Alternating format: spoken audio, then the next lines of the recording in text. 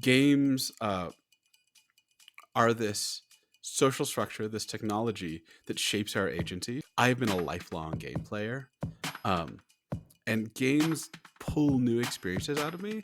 And if you look at this academic part of theory about games and play, there are a lot of people that think, rules are limiting. True play is just anarchic and free and totally creative. One of the really interesting things for me, thinking especially about tabletop role playing, is where this kind of theory about pure freedom meets like practice. Like you can think to yourself, the more rules, the more constrained you are, and what you get at the actual table is a lot of extremely low rule, extremely open, extremely free systems. Just leave people just kind of staring at each other, not doing anything.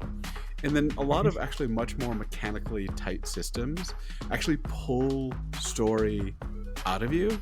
Like you just start, you don't, too much system will screw it up, but the right kind of system, and there's so much interesting stuff about the details of the system, will push you into narrative, will push you into story.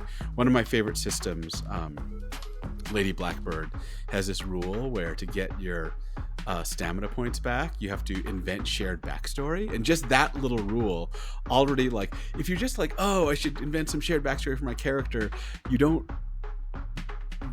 that's a kind of vague thought. But if you're looking at a sheet being like, well, I'm down to one stamina point, time to make up some shared backstory, it creates this kind of automatic rhythm of like action, exhaustion, and then backstory.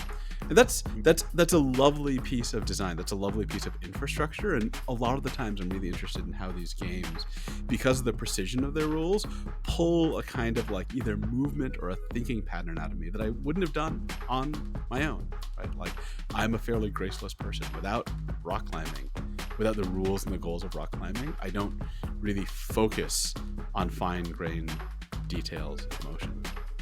I think this is probably classic philosophy motivation. Like, how do I resolve this contradiction? Why is it that point systems are so terrible in all of my university life and every metric and every university ranking list? And then why is it for fun that I go and like try to climb the leaderboard on some weird deck building game?